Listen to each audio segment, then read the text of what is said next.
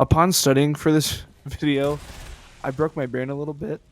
So when it comes to like mathematical equations, uh, I really like math.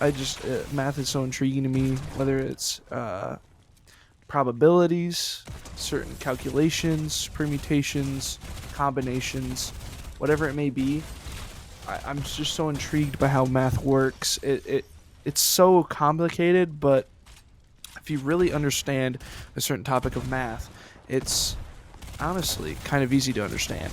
It just takes a little bit of studying on your own and a little bit of just understanding and a little bit of just testing with it. And math is so crazy.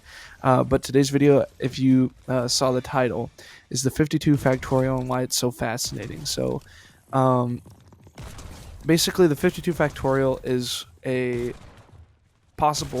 the largest possible permutation, I believe. I hope I got that right.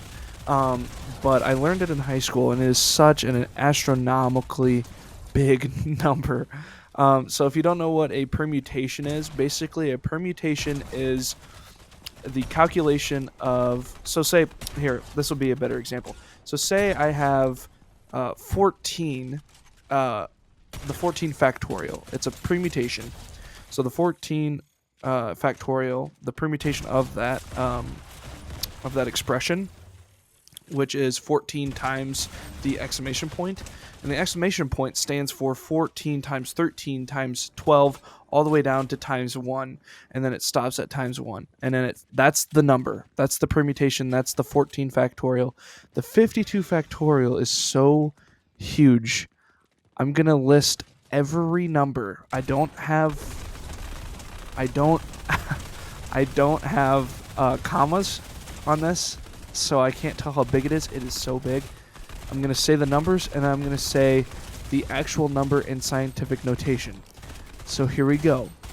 The 52 factorial starts as 806-581-751-709-438-7857-16606-36 sorry, 856-403-766-9-752-892-778-240-000-000. That's how many numbers are in the 52 factorial, and in scientific notation, the 52 factorial is 8 times 10 to the 67.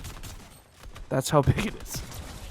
And if you don't know what that means it's a really big number. Like, honestly, looking at it, that looks like a double how do you say it? Dextillion? I don't know what a 20 million is, if there even is one.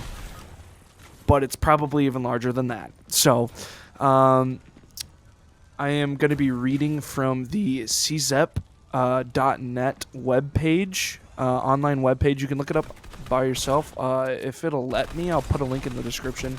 But I don't know if I'm allowed to put links in my own description, which is weird. I don't know why YouTube does that. Anyways, I'm going to be reading from this webpage. It's easy. If you look up 52 factorial, it should be the top search result on Google. So if you want to look it up. But I'm going to be reading from it.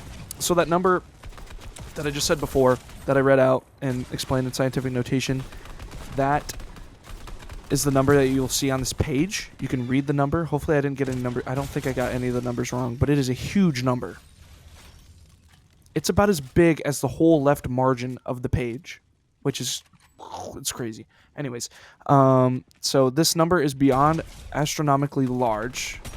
Beyond astronomically large, because most numbers that we already consider to be astronomically large are mere infinitesimal fractions of this number, which means if you put any big astronomically large number that we can think of that is not like a factorial, permutation, whatever, it's merely even close to an infinite fraction. So what that means is like 1 over 0 or 1 over infinity. I think I don't really know what he means by that, but it's such a small percentage of that number of the 8 times 10 to the 67th. That is wild.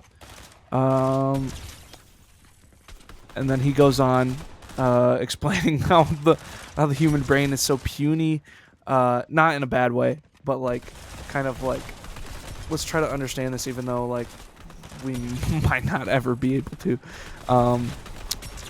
So he explains this in a really unique way, and there's a little bit of some mathematical calculations. Anyways, let's dive into it. So he says, start by picking your favorite spot on the equator, like say, so anywhere on the equator, and you're going to be put on the equator, and you're going to walk around the Earth. Just act like you can walk on water. You're bigger than a normal human. You can walk around the Earth. Actually, it doesn't say that, so not the normal human part. You're a normal human. You're walking around the world. But take a leisurely pace of 1 step every billion years. Make sure to pack a deck of playing cards so you can get in a few trillion hands of solitaire between steps. I like that. That's fun.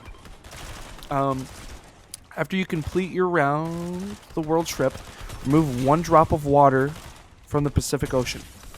Excuse me, I keep burping. Now do the same thing again. Walk around the world at 1 billion years per step, removing 1 drop of water from the Pacific Ocean each time you circle the globe. Continue until the ocean is empty. When it is, take 1 sheet of paper and place it flat on the ground.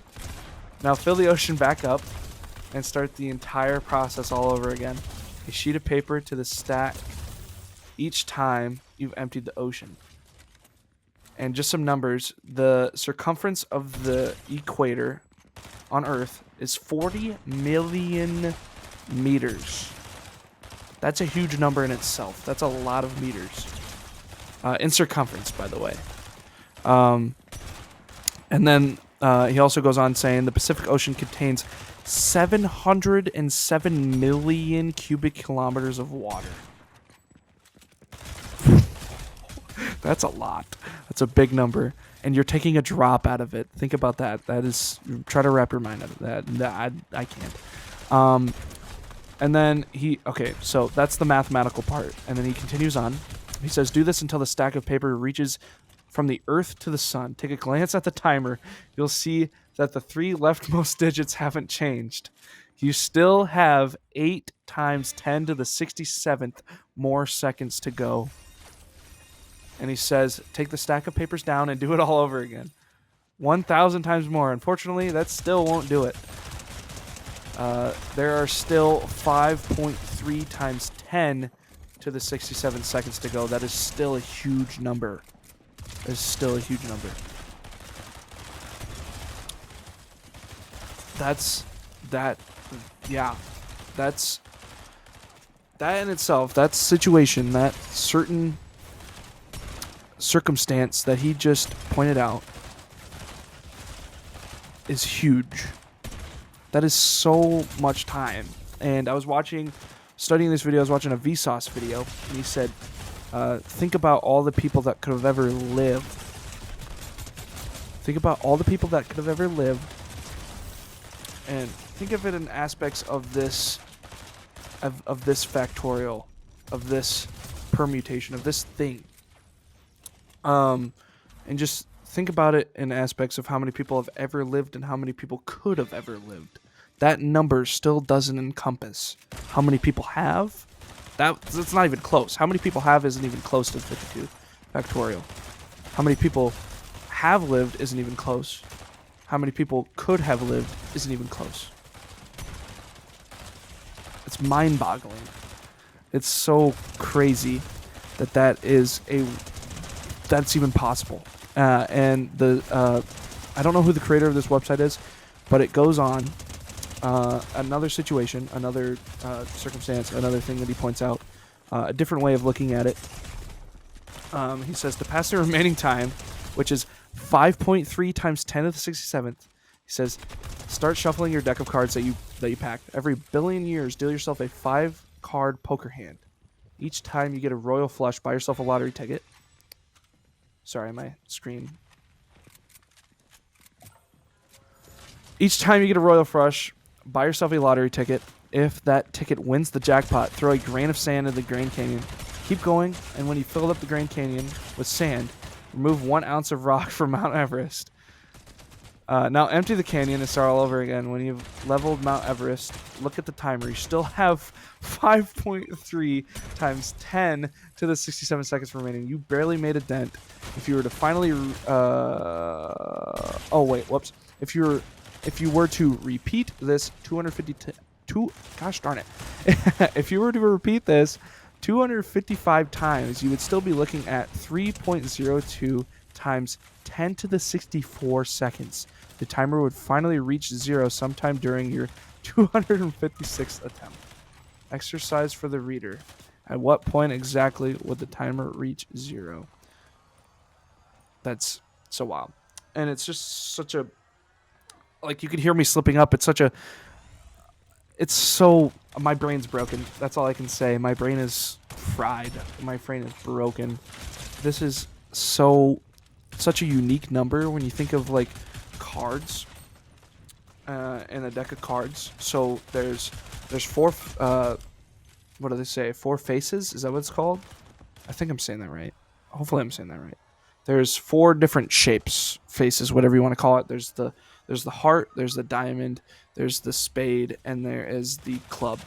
And there's 13 different cards in each one of those faces, which makes up the 52.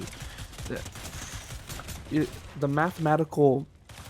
I don't know what to say. It's so magnificent. Like, I'm fumbling on my words. It's so much.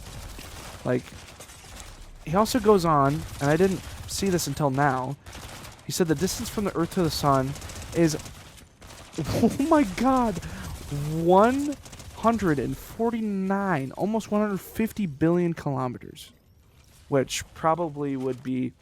Would that be measured in light years at that point? Oh, I read that wrong. Sorry. It's about 150 million. He had a decimal point at the end there. And then a royal flush. So in the second scenario, a royal flush occurs in one, but...